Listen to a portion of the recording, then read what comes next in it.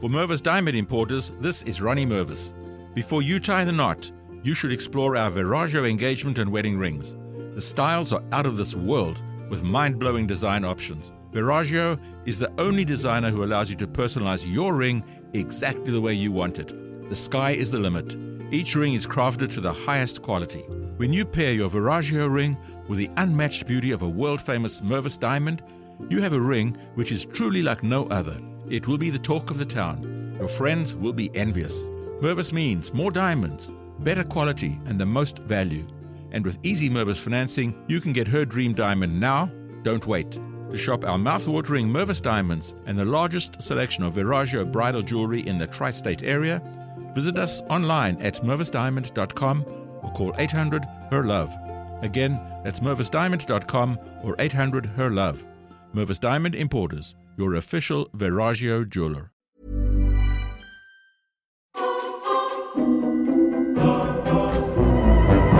Welcome to Movie Oubliette, the film review podcast for movies that most people have mercifully forgotten. I'm Dan. And I'm Conrad, and in each episode, we drag a forsaken film out of the oubliette, Discuss it and judge it to decide whether it should be set free or whether it should be thrown back and consigned to oblivion forever.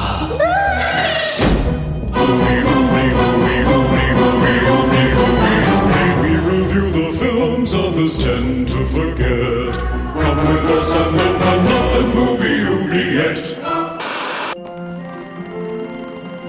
Patron's Choice.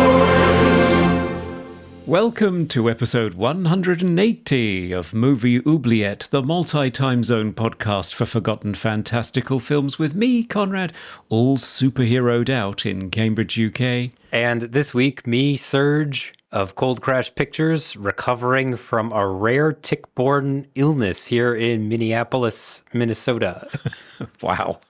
We focus on forgotten fantasy, sci-fi, and horror films because we love time-traveling cities, dollar store cyborgs, and last-minute savior prophecy twists. Hello, Serge. Hi, how's it going? Not too bad at all. But we definitely need to talk about how you are because you've been through it in the last month or so. Yeah, it's been for the last about 7 weeks. How have you been is not a rhetorical question for me. Yes. So I was hospitalized for a week back in June, late June, because I was bit by a tick. And I contracted a very rare bloodborne illness called Powassan virus.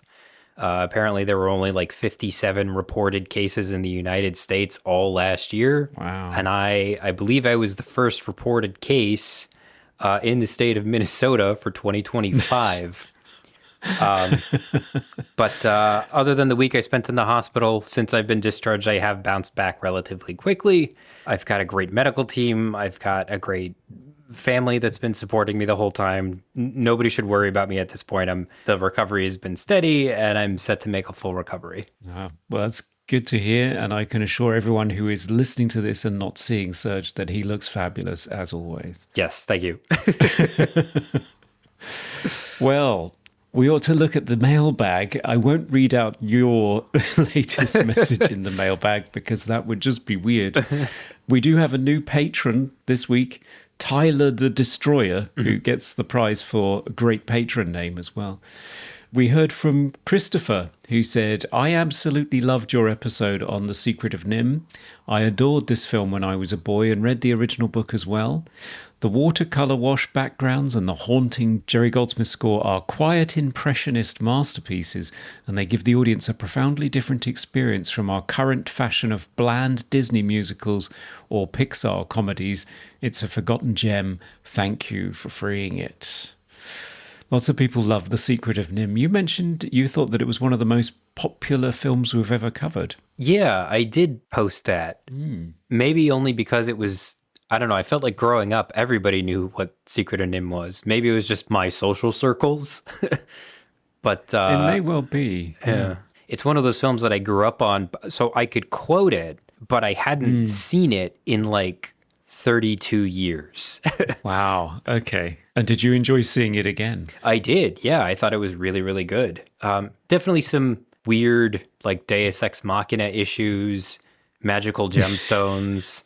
things like that.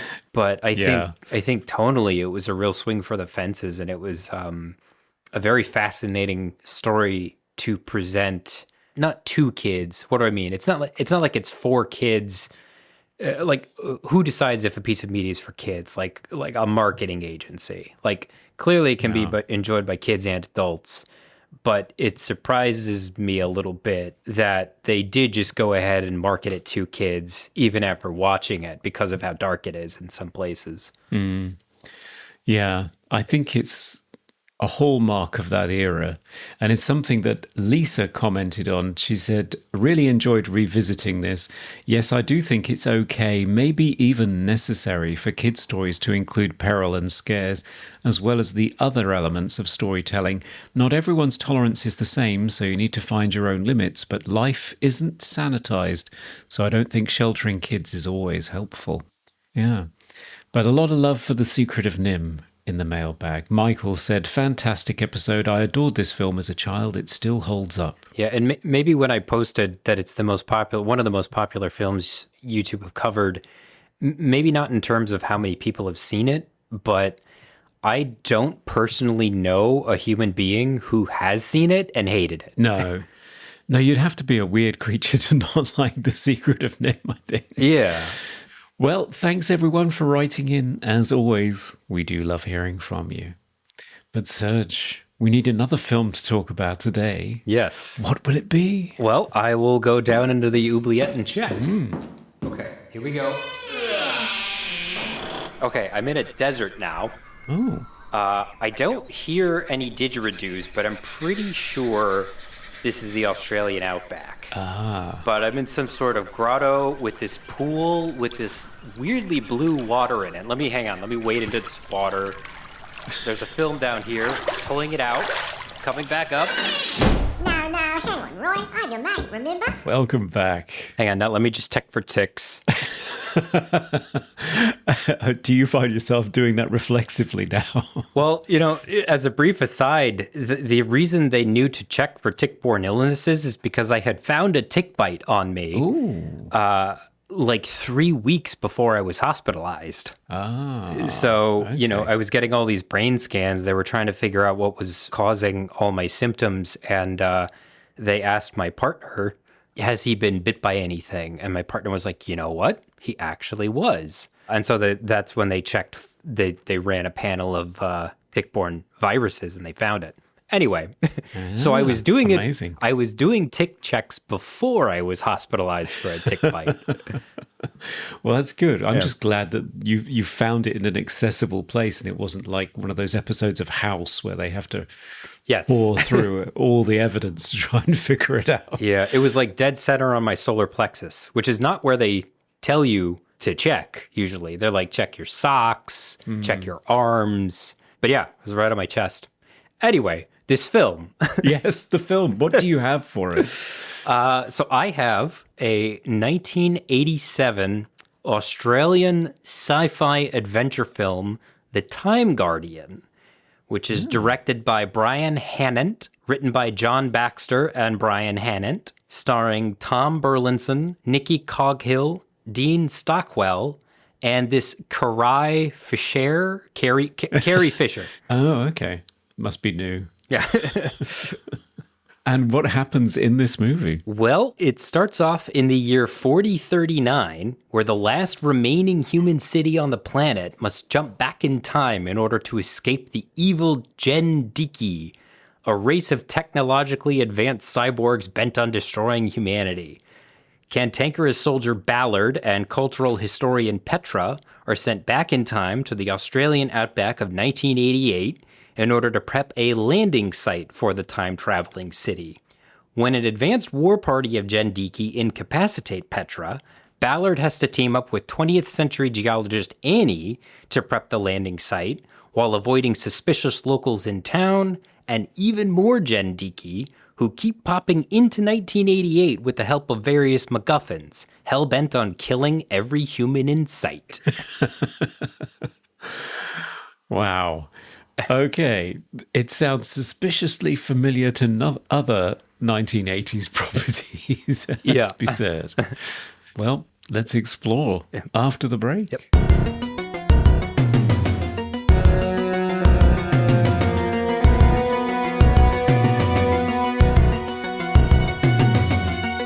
And we're back to talk about the Time Guardian Ozploitation film from 1987. Serge, had you ever heard of or seen hide nor hair of this film before? I knew nothing of this film's existence before you asked if I would guest star on this episode about it. No, I hadn't heard of it either until Andrew Coppard, our patron, nominated it to cover in Dan's absence.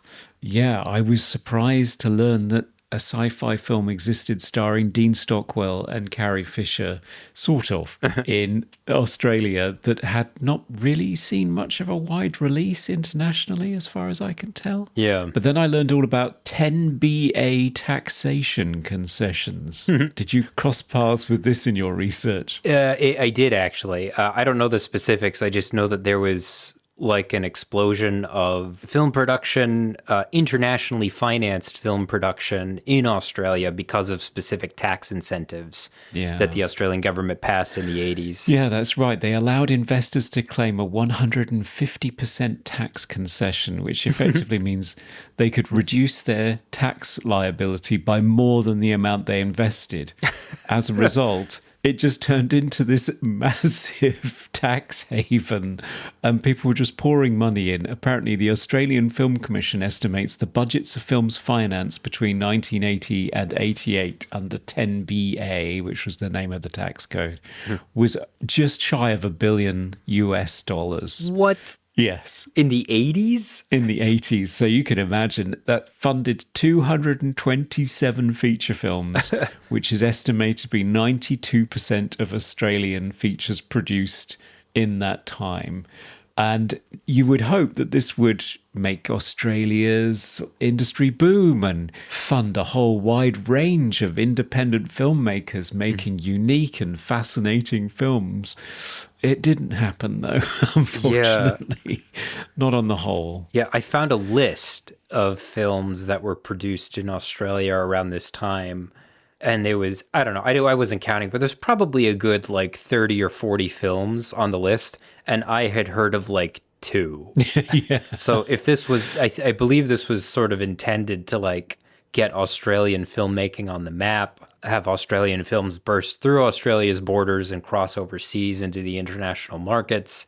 And I don't know, speaking as an American who was born in 1988, I hadn't heard of any of it. No, me neither. I think it's pretty much Crocodile Dundee. Yeah. That's about it, which is not good. Yeah, apparently people with only a tenuous knowledge of filmmaking formed investment companies, brokers, lawyers, underwriters. They all poured into Australia's film industry in droves, charging high fees. And I actually have a quote from the director of Time Guardian here. And he said the $8 million budget for the Time Guardian was raised in 2 days. Oh. Yeah, I know. It's amazing. Can you even print $8 million in 2 days? I have no idea, but you can certainly wire it into a film budget, apparently, if it's a tax haven, it turns out. 12 million could have been raised just as easily. People fought over themselves to put money in. But from July 1st, the money started to go. 9% went immediately to brokers. 1 million went in the first day. Wow. So it's just people sheltering themselves from tax and making money. And the end result is that a director who I believe wanted to make more of a thoughtful science fiction drama ended up with this thing where, well, it's got to have a laser battle at the beginning and it's got to have international stars. So I think it turned into something that he was not expecting. Yeah, there was a, apparently there's a book, The Avocado Plantation, Boom and Bust in the Australian Film Industry by David Stratton, which basically comprises 99% of this film's Wikipedia page. Right. And Wikipedia was the most extensive like production notes that I could find on this film. And it mentions that there's a quote here from the co-writer, John Baxter. He said the early scripts contrasted present and future lifestyles and involved, in addition to the love story, an elegiac relationship between the girl and Prenzler. Well, okay, the audience isn't going to have any context for a lot of this quote, but the point is that, yes, he wanted there to be more elements of satire, talking more about how our present influenced the future and the problems that it has. He mentioned a modest action climax with a minimum of special effects. And I guess as the budget grew, they definitely altered it into, well, what it became. Yeah, in some ways they talk about it having an insidious effect for international brokers of Americanizing the films or trying to make them seem as though they would appeal more to an international audience. Yeah. Hence, importing quote-unquote stars to try and make it seem more of an attractive package for your tax dodge, I guess. I don't know. And so hence we have Dean Stockwell and Carrie Fisher pretty much in disposable roles here. Yeah, it's, I don't know if we should, like, recap the basics of the plot at some point. Yeah, we should. All right. I'm just piggybacking off what you said. Like, Carrie Fisher, it's not like she's only on screen for 5 seconds or something, but she does nothing Yes. to propel the plot. She is just there to, and I was surprised. It's not like they gave her top billing, but they definitely wanted to be like, hey, remember, Carrie Fisher's in this. We're having a good time, right? Yeah, and the thing that I find the most telling about it is that Carrie Fisher was a prodigious diarist and wrote some of the funniest memoirs I've ever, I would say read, but actually listened to, because I couldn't resist listening to her voice after her passing. Yeah. And she is not someone who would pass up an opportunity to ridicule herself and ridicule a film that she was in. And yet the Time Guardian gets no mention whatsoever in any of them. Yeah. So I'm not sure if she even remembers participating in this. Yeah. Or if she found it so unremarkable that she didn't even have an anecdote to share or even sort of a withering barb to say about it. Yeah. And I bought the Blu-ray to review for this podcast, and there's no special features to speak of. I thought maybe there'd be like a commentary track or something, but it's just like play movie, subtitles, movie trailer, and that's it. So it's weirdly, other than this one book by David Stratton, I don't know if there's much of any published literature on its production. No, I don't think there is. I'd love to get a hold of this book. It sounds great. Yeah. He's quite an esteemed film critic and author in Australia, I believe, David Stratton. Yeah, I took a glance at Amazon. It appears to be out of print. In America, you can buy it used for like $150. Oh, wow. Well, perhaps it'll be reprinted at some point or another. Depends on how many people listen to this particular podcast episode. Yeah, demand could just be flying up, David. Get ready.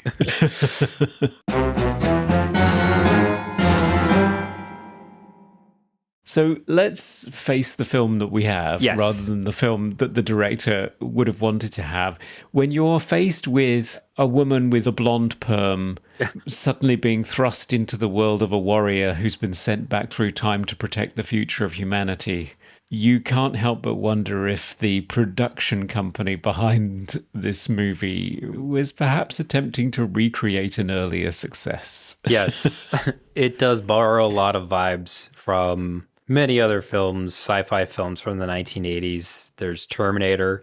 Dude from the future is, teaming up with blonde woman with a perm in our current time to fight robots of some kind. Technically, they're cyborgs, but they treat them like robots. Yeah. The opening, like the very first frames, is a text crawl, just like Star Wars, except, there's no vanishing point. It's just text scrolling up the screen. Yeah. And I didn't count, but I think it might actually be like 3 paragraphs, just like Star Wars.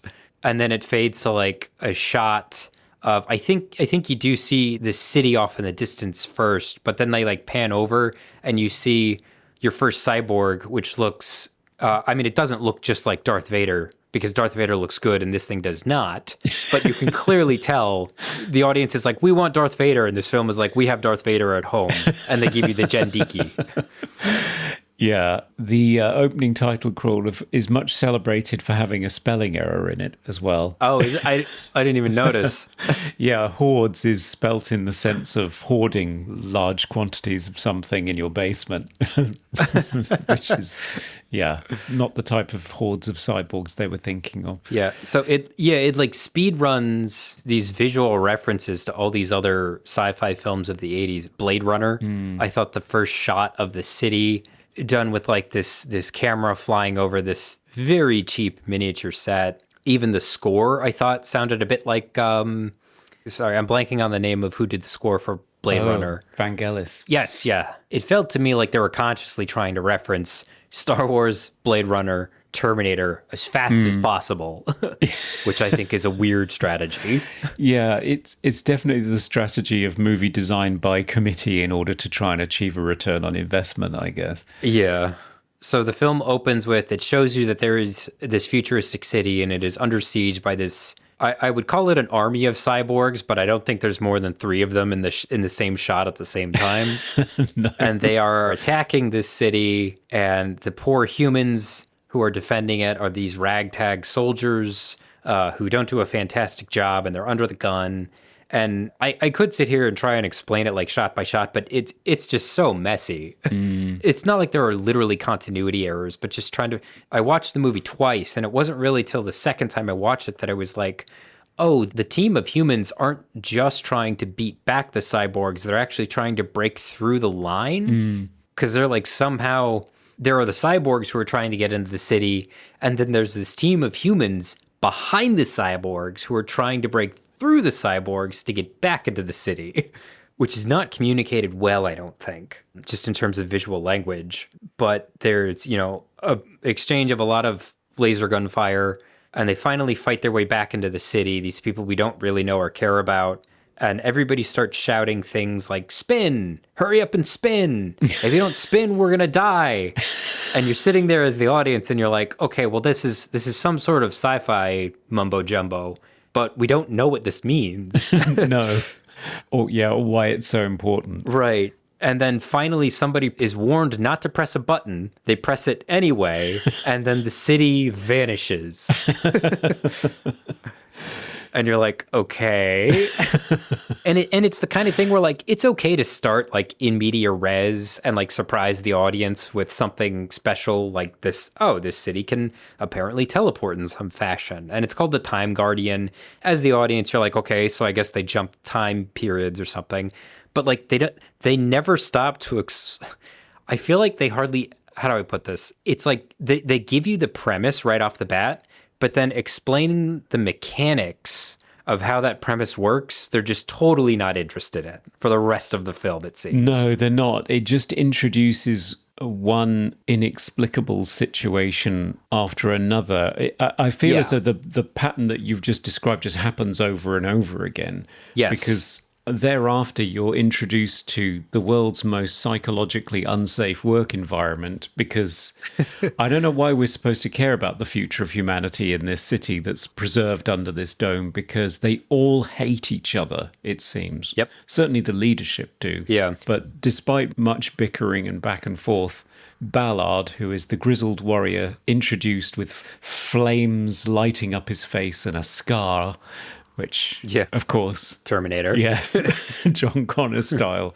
Yeah. And of course he has no interest in making himself likable or being friendly or supportive, so I'm not sure why we're supposed to like him. Yeah. He is dispatched to 1988, which of course was the future when the film was made, the Australian outback, to prepare, because I think the city was slightly damaged in the attack, so he has to build a pile of rocks so that when it materializes, it doesn't fall over or something. Yeah, that is the plot. Yeah. They get their best warrior, send him. It's kind of hard to put into words because they're all going to the Australian outback 1988, but they send him there like a day early, 2 days early, so that he can rent an earth mover and hire a couple of local hands to help him pile up a bunch of rocks in order to prep a landing site for the city. And like, the plot is after that opening battle sequence and the final battle sequence,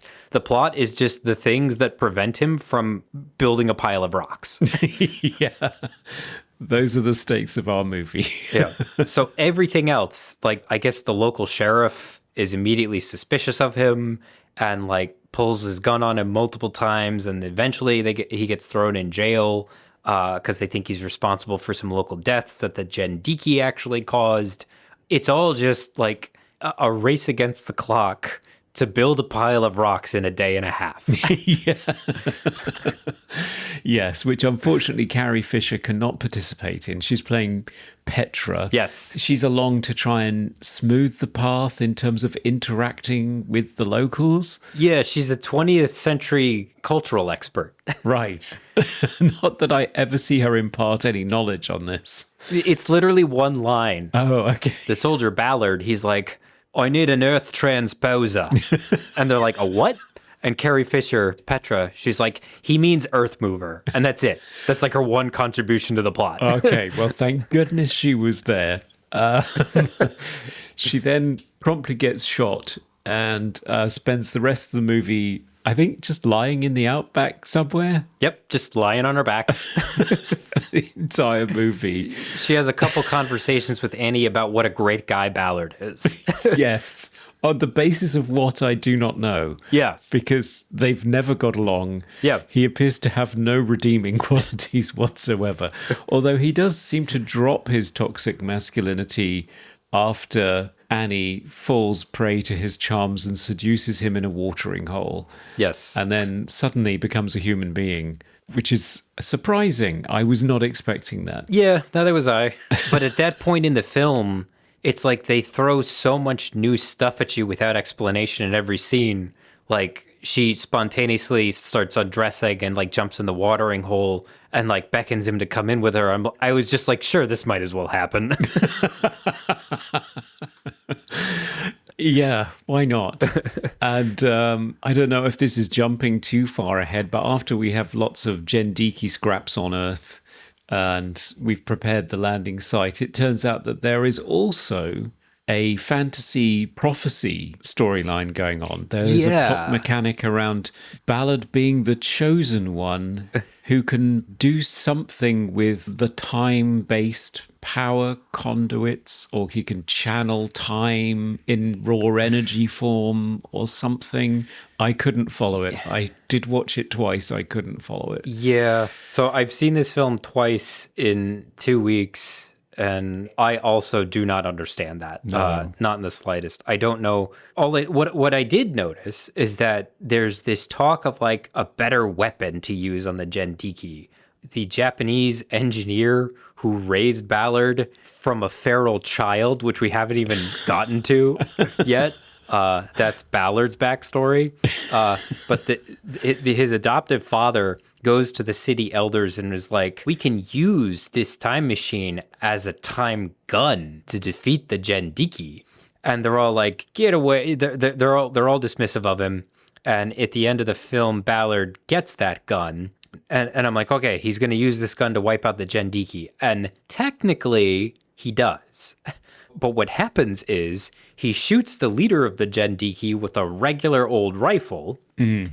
And then he emerges on the battlefield carrying the time gun. And all the Jendiki very politely hold their fire while he gives a speech about how like they're not going to hurt the human race anymore. And then he levels the time gun at them and zaps them all, and they all die. Well, it's not like they all like fall to the ground dead. They disappear when the time gun hits them. And it didn't look to me like he was able to do that because of some prophecy. It looks like he's just the guy who got the gun. Yeah. I have no idea what the prophecy has to do with the plot either. No, it's baffling. And the finale...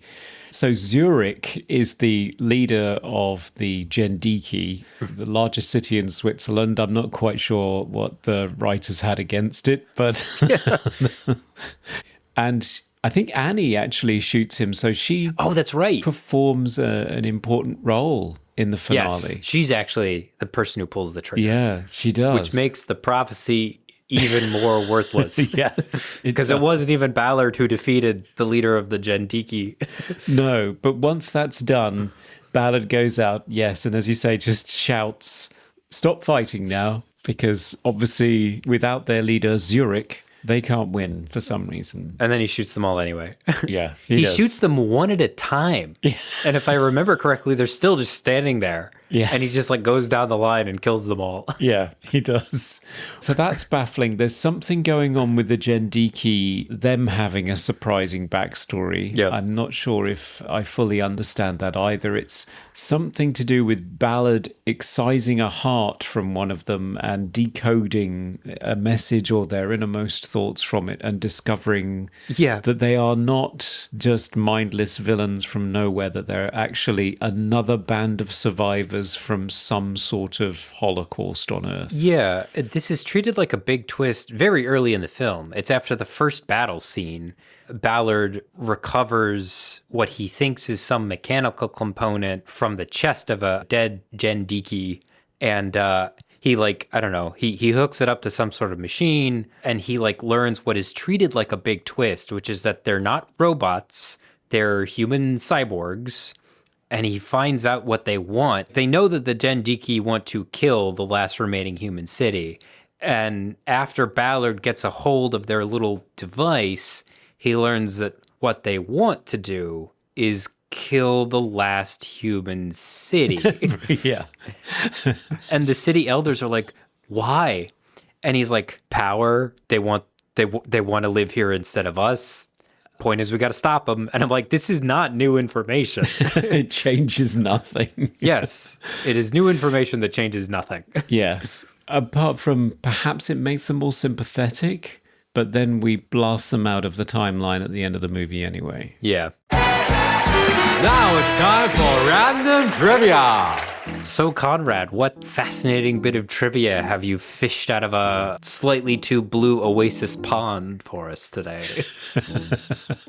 Well, this is a fun one. I think it probably will mean nothing to you as an American, but the end title song, This Time I Know, a rock power ballad love song sung by Angry Anderson, which I guess is part of the whole achingly beautiful love story that they were trying to create. It didn't work, yeah. But in any case, it features both a saxophone and a guitar solo, so it's about as 80s as you can possibly get. So Angry Anderson played Iron Bar Bassie in Mad Max Beyond Thunderdome in 1985. And he also is probably most famous, certainly in the UK and Australia, but perhaps not in the US, for his song Suddenly from his debut solo album, which was selected by Kylie Minogue to play over Scott and Charlene's wedding in Neighbours in July 1987. So, as the American of the podcast, this particular episode, I will say that I know what all of the words mean in that sentence. Yes. But not necessarily when you mash them all together. I'm not sure what it all means. No. So, well, this is helpful to have you here as a proxy for an international audience. So Neighbours was a soap opera produced in Australia. It's where Kylie Minogue, who you may know as a pop princess at this point. Yeah. So she started on this soap opera, which practically everybody does. Guy Pearce, everybody. Yeah. Yeah, I knew about Neighbours precisely because Dan had mentioned on a previous episode that Guy Pearce got his start there. Yeah, he did. Okay, and that's our trivia.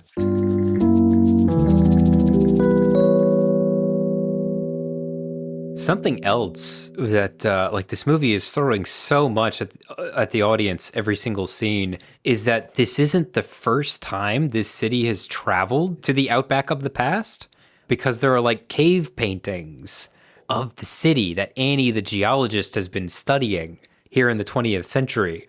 And this is sort of just presented to the audience, but with no context as to how this changes anything. No, we even see the indigenous people of Australia saying, "It's coming again, Jake." Yeah. I think they talk to each other like they're old friends, like this is passed down from generation to generation, that they've always had this relationship. Yeah. To say that I have questions about how this dynamic works is an understatement. I'm like, okay, well, when did they come back here? How long did they stay? Is it the kind of thing where, like, they jumped to the far past, stayed in the outback for a couple of years until the Jendiki found them there, and then they jumped to the future? None of this is explained. No. And what impact did they have on the people of Australia? Yeah, I've never seen a time travel film that was less interested in the metaphysics of time travel. The idea of, like, going into the past and changing it, the idea of using time travel as a way to influence the present or to affect the past to change the future. None of that's discussed at any point. They might as well just be teleporting to different parts of, like, the galaxy instead of time traveling. Yeah, there's no attempt to enter into a discourse of, okay, what caused the situation? Yeah. What was the fatal flaw in humanity? Of course, in the Terminator, it was AI, which we're all barreling towards now, and I don't think we find out. Yeah, I think there's a reference to, like, the neutron wars. Oh, is there? Okay. And that's it. Yeah, that's a popular one for the 1980s. Yeah. No, it's not interested in engaging in that at all. Its two main characters appear to have some sort of arc, but it's not one that I can easily track. Yeah. They just seem to change. for some Ballard reason. gets a girlfriend. Yes. That's the arc that he goes through. Yes. And Annie, despite being the sort of solo scientist out in a rural area that I fell in love with when watching Tremors, and used to encountering chauvinistic men that weren't terribly pleasant to be around, just seems to melt upon sight of Ballard, and I'm not entirely sure why. Yeah. And she definitely pursues him. It's not like he's, like, leering at her. He's very standoffish and military and look here now. And then she's just like, I don't know. It's like they reach that grotto halfway through the film and she's like, I'm going to go for a swim, and then strips 90% naked. Yes. So do we think there are any themes that play in the film? It doesn't have arcs. It doesn't have pathos. It doesn't want to think about the development of human technology, save by way of referencing other sci-fi films from the 80s. You should go first. I couldn't detect any. There are all these opportunities where they could engage in some sort of intelligent discussion about something, anything. Yeah. But they just sort of whiff all of them and move on to the next scene. Yeah, it really feels like just gesturing at the potential for where a theme might go is the same thing as exploring it. As having one. Yeah. And it's worth, I feel like it's worth mentioning here that it's not like the filmmakers had no clue what they were doing. Like the director, Brian Hannant, I think he was he like the first assistant director on Mad Max 2? Yes, a co-writer, I think. Okay. Yeah, involved in the production of Mad Max 2. We have the quotes from co-writer John Baxter, who was talking about the kind of film he'd wanted to make. This feels like a film that was like, if only there were a term for the opposite of development hell, where something is stuck in development for so long, it gets ruined. It's like this one got infused with so much cash so fast it got ruined. Yeah. Interesting. I managed to find an article that was discussing and reviewing David Stratton's book, The Avocado Plantation. And this had a summary of Brian Hannant's view of the film. An object lesson in how the deal-driven 10BA films could be white-anted by non-creative people. What could have been a memorable sci-fi drama to stand alongside classics of the genre finished up with the wrong producers, the wrong deals, the wrong budget, the wrong cast, and the wrong script. It became, he says, quote, one of the most troubled and ultimately bitter films ever made in this country. So... yeah, that about sums it up. It does, yeah.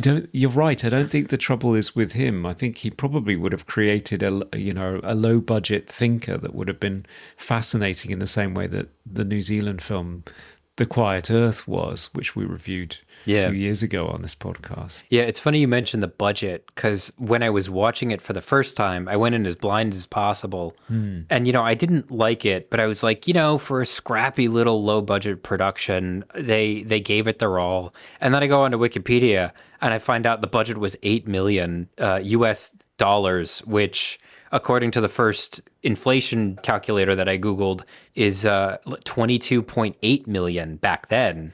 I was like, wait, so it wasn't a scrappy little production. They had a decent chunk of coin to get this done. Yeah. But it feels like a time travel script and a space adventure script that got mashed together, and the themes dropped out of the bottom of it. I kept reading in the trivia that they really wanted an affecting romance, which they did not succeed at.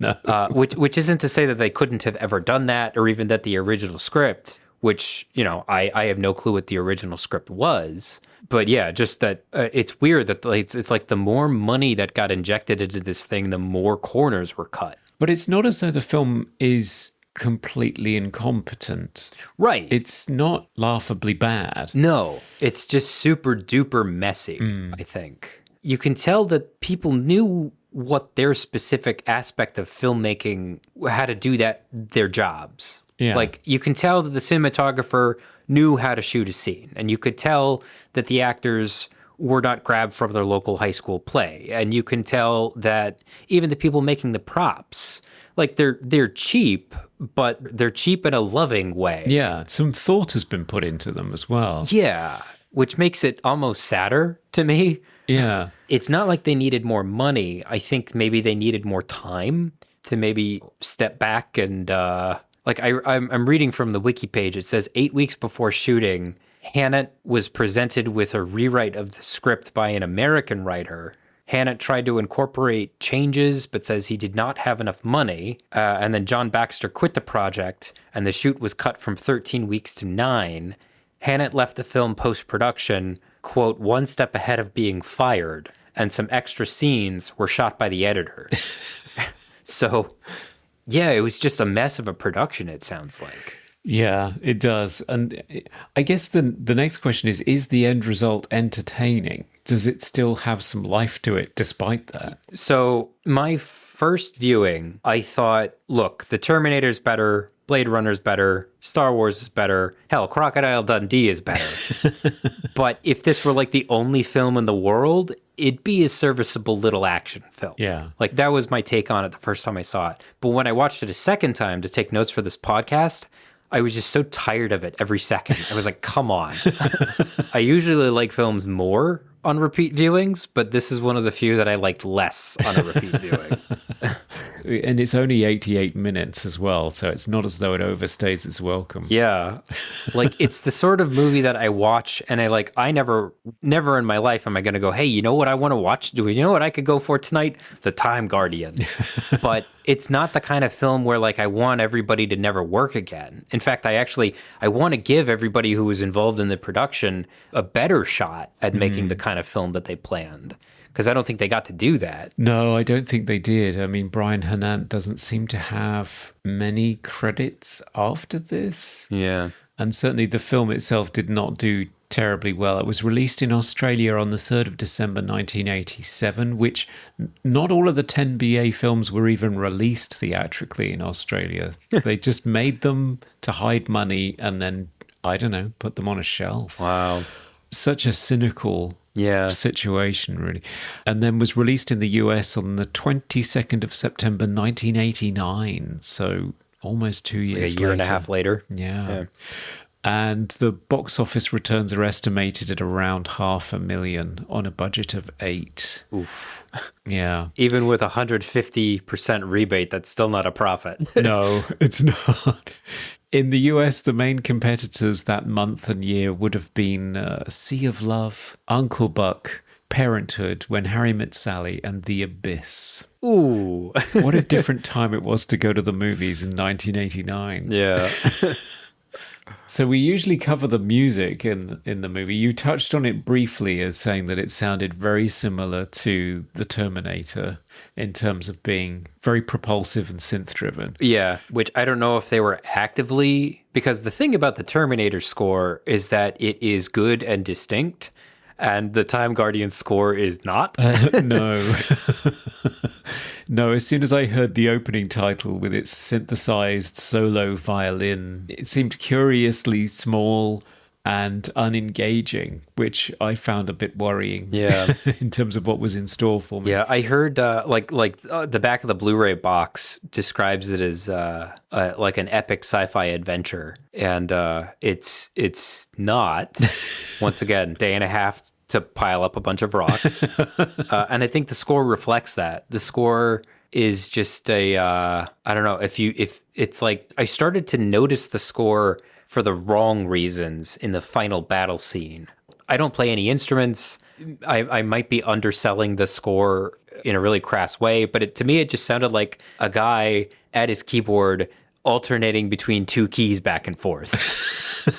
Yeah, which is really curious because the composer, Alan Zavod, was quite a renowned pianist, composer, jazz musician in Australia, no longer with us, sadly. Yeah, it does just sound like the cat ran along the keyboard one afternoon, and this is what we ended up with. There is one thing I'd like to discuss, apropos of nothing else. Okay. I just want to go on the record that when Ballard and Annie are dragged into the sheriff's office, there is what appears to be a U.S. Confederate flag displayed on the sheriff's wall.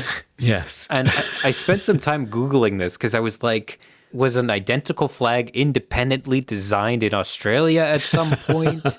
Was it co-opted for a different purpose? Does it have a different cultural signifier down there? And I couldn't find any information on that. So I was like, I think they just put an American Confederate flag on the wall. I think they did. I think it is trying to signal to an international audience what sort of police force you're about to come into contact with. Okay. And that's legit. I saw it and I was like, I know that I technically suffered a traumatic brain injury with this tick bite, but is it bleeding into how I experience films? Or is that a Confederate flag? No, thankfully you did not hallucinate. That was there. And I clocked it too. And I thought they're just trying to label these guys in a very particular way. Okay. And that's fair. Yeah. Well, they certainly don't redeem themselves during the course of the movie. No. They did not give the Australian Confederates redemption arcs, which is one of the few positives I can say about this film. Coming to you live from the movie Oubliette Theatre, it's the prestigious Mobley Awards. It's time for the Mobley Awards, where we nominate our favourite cyborg roasting parts of the film in a number of Carrie Fisher crushing categories. Best quote. Annie is talking to the most dickish of the police officers in the film, Rafferty, who's trying to run the town with an iron fist. And she goes, "You made out to run this town. You couldn't run a hot bath," which made me laugh out loud. Me too, and I've actually used it to describe a colleague. So it's quite a useful phrase, I think. Memorable. What about you? Do you have a favorite quote? I have a few. My favorite quote is from Ballard, and it is to a city councillor after she criticizes his typical male response to the Jindiki threat. And he says, "These aren't plumbers you can bribe to get your bathroom fixed overnight, lady. They kill to live."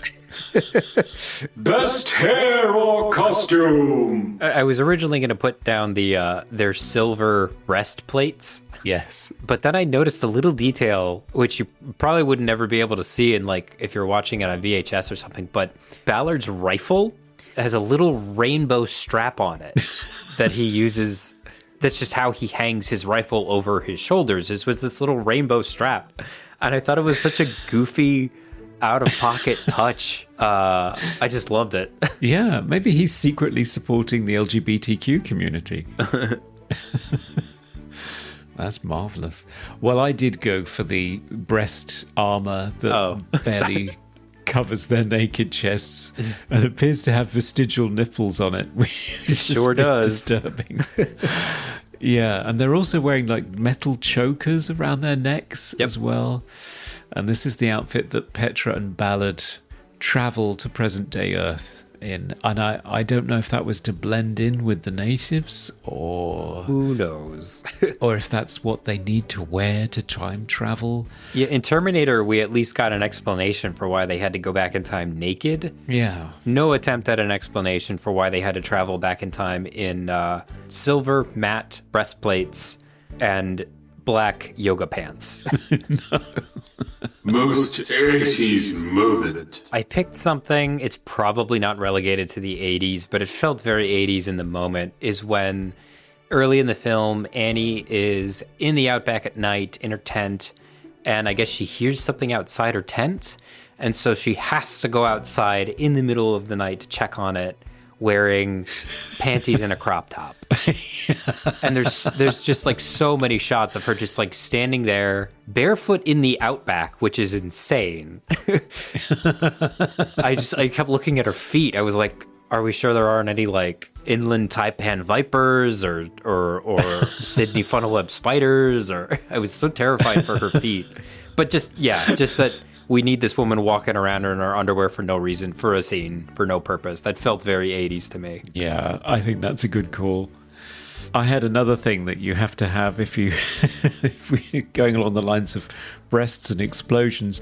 Exploding gas station, I thought was a particularly 80s phenomenon. Oh, yeah. As far as I can remember, it happens in Christine in 83, Rambo in 85, Cobra, The Wraith, which we've done on this podcast, The Hitcher in 86, Oh, Maximum wow. Overdrive, and of course, The Terminator. Yeah. There is a gas station explosion in that too. Oh, so- and did you mention RoboCop? That's another one that comes to mind. That's right, yeah, that one's huge as well. Yeah. Most cliche moment. I think my 80s moment, woman wandering around in her underwear, is also, I think, probably its biggest cliche, if you don't want to count everything it rips off from every other sci-fi film from the 1980s. Yeah, of which there is a lot, unfortunately.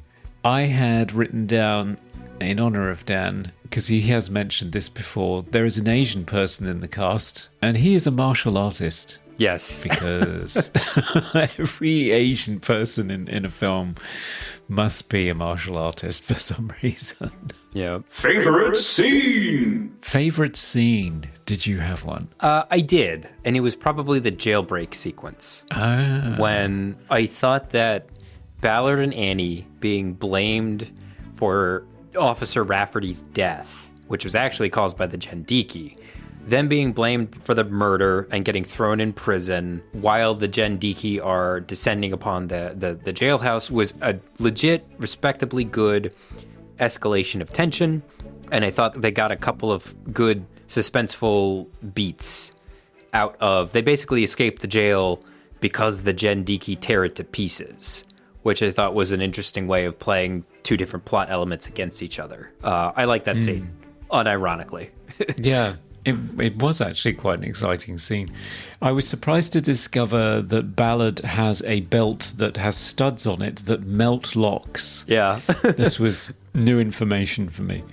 Okay, my favourite scene was, it's an odd throwaway scene. It's when Roy, the corrupt sheriff, he tampers with a piece of Jendiki equipment and ends up playing Lucky Dip with some sort of dimensional time portal and tries to fish a futuristic gun out of it. And just when you think the scene is over, he's grabbed and pulled through, leaving behind nothing but a slightly bloodied boot, which, again, I was not expecting. Yeah, that got me good. And I thought, okay, this may as well happen, but I found it entertaining. Yeah.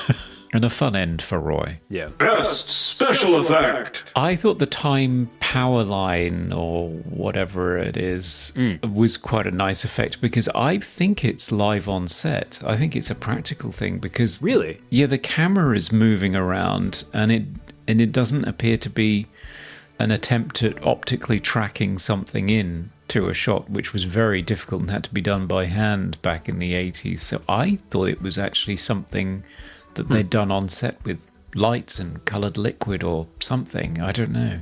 But that was my favourite. Favorite sound effect. Very satisfying laser noises every time someone fires a shot. It's a low bar to clear, but they do indeed clear it. They do, yeah. It's not sort of cheap twee synthesizer noises. Yeah. They sound as though they have some heft to them, which is satisfying. Yeah. Yeah. One quirky one that I noticed was in your favourite scene, which is the escape from the police station. One of the Jendiki is roasted in a room by Annie. Yeah. And when she goes back to investigate and it's just standing there all blackened and then falls over, just before it does this asthmatic metallic death rattle. It just sort of goes and then falls over, which I really enjoyed. Most funniest moment. This is the first thing I wrote down for the Mooblies. It's when the police officer is at the urinal and suddenly the whole town gets hit with I guess it's like an interdimensional blast of cold air, super chilled air. And the gag is that everything starts freezing. Like the light bulbs start popping and the Cokes that are sitting like around the gas station all start exploding because the liquid is freezing inside of them. And you better believe they have a shot of that police officer at the urinal with his piss freezing back up his urethra. And we already hate this character. He's already been awful. Yeah. I thought it was funny. Yes. It is enormously funny. It's, again, and something I'd never seen before or seen imagined on film before. So it freezes my piss. I thought I've heard the phrase boils my piss before, but not freezes. So that was very enjoyable. Okay. And that's our Moobly Awards. Hello, I'm Juan Carlos Fresnadillo. I directed 28 Weeks Later. You're listening now to movie Oubliette. It's time for the final verdict. Should the Time Guardian be sealed in a dome and preserved for future generations, or should it be blasted with 500 years of power and erased from the timeline? Serge, you are our brave guest host today, sitting in for Dan, representing Australia and New Zealand. What's your final verdict for the Time Guardian? I hate throwing things back into the oubliette, but I want to throw this thing back into the oubliette. Yeah. No disrespect intended for the talents of everyone involved. I think it's clear that they all knew how to do their jobs, but this film is a mess. So much of the plot is either unexplained or just inferred very sloppily. None of the characters have any arcs. And it's not even that I think a movie needs an arc, but the challenges that they're presented with are so uncompelling. It's disinterested in any big picture. I don't think it's staged particularly exciting. And I feel like I root for Australian film. There's such a huge pool of talent in Australia, clearly, and so few Australian films break out into the international scene. But once I found out from you that this was basically funded for tax sheltering purposes, I feel less guilty about we can either keep searching through the haystack for a better needle, or we can keep searching through the rough for a better diamond. To put it another way, if we do want a film to be shown to an international audience to represent Australian cinema, surely it is not this. No, and I think I'm sure Dan would agree with you, although we'll have to wait until he returns. Yeah, I'll be excited to hear what he says. Yeah, me too. No, you're absolutely right. There is nothing really to commend this film, it's curiously less than the sum of its parts. There are moments to enjoy. There's a lot of competency on screen. It's not as though it's laughably funny. It's just curiously unengaging for precisely the reasons that, as you say, the plot is not really very clearly explained. There are gestures towards interesting ideas that aren't explored. There are gestures towards themes that aren't explored. And despite the main cast being game and very competent, the characters are not particularly engaging or interesting either. So, I don't know. I tried watching it twice and I couldn't get into it either time, so much so that I struggled to remember really what happened. Yeah. But we better check in on our patrons, including Andrew Coppard, who nominated this film. Hello, Gary. Hello. Patrons vote, please. I'm excited to say it was a tie. Oh, wow. Wow. I'm baffled, to be honest. But yeah, it comes out as a neat 50-50. Was that 2 votes? No, it was more than 2 votes. But I am baffled by the outcome. Chisilla says, I love Ozploitation. Cobble up some janky cyborgs, dress the goodies up in thrift store made-for-TV costumes, throw in some stereotypes and skinny dipping. What more do you really need? Apparently Carrie Fisher in an anatomically correct painted-on breastplate. Poor thing. She finally got a supportive sci-fi bra and it leaves even less to the imagination than her Star Wars costumes. So Chazilla was all for it. Nick Hardy said, where to start? I've seen some bad films in my time, but The Time Guardian is right up there. Plot is all over the place, the acting and the script is just hilarious, and the special effects make Krull look like Terminator 2. Quite what Stockwell and Fisher were doing in this, I'll never know. Unintentionally entertaining, I guess. Yeah, so I don't think that was a vote in the positive. And finally, Jasmine hits us with a conspiracy theory. Australian Dan claims he's never heard of this Australian sci-fi movie. I'm not buying it. This smacks of a conspiracy contrived by him and the patron that nominated it to drive us all slowly insane, as it just so happens to be slated to review when Dan is on holiday. I do not envy Conrad and the special guest reviewer that are going to have to explain this convoluted mess of a movie where poor Dean Stockwell in his powder blue pajamas and Carrie Fisher in her steel girdle are given absolutely nothing to do. Yep. Send it back to the year 4039 and force Dan to watch the Australian time travel film Sons of Steel 1988 when he returns as punishment for his nefarious scheme. Wow. Harsh words there, Jasmine, but possibly fair. I'm just surprised that more than just the person who nominated it was even familiar with it. Yeah, this is true. Okay, well, sorry, Jendiki wins. Back you go, Time Guardian. No, spin. Down you go.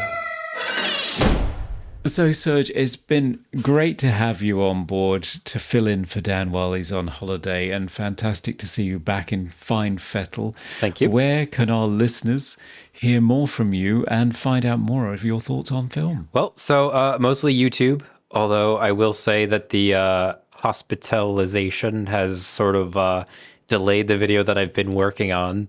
I'm hoping that like by late summer, it'll be my backlog of videos will be catching up on, because I have a ton of ideas and I'm almost done with the script for my next video. But yeah, it's Cold Crash Pictures is my handle everywhere. Occasionally Cold Crash Pics, if they don't allow that many letters. You can find me on Tumblr, Blue Sky, Instagram for now, until Meta keeps screwing up their policies, or YouTube. Yeah. Yeah. And can you give a hint on what the next video might be about? Sure. In a word, slurposaurs. Oh. Now I'm intrigued. I have never heard of such a thing. Most people haven't, because most people are normal. Actually, the working title is literally Slurposaurs is a word you know now. Ah, interesting. Well, I'm going to be Googling that now. Yeah, I encourage it. Okay. And if you want to follow us, of course, you can find us on all social media except the evil ones. And you can support us at Patreon, where you can nominate films, as Andrew Coppard did for today's episode, vote on the final outcome, and so on. And of course, we have a YouTube channel that we do very little with, and merchandise on Redbubble if you want to buy your friends a Movie Oubliette branded gift. So what are you going to be talking about in the next episode?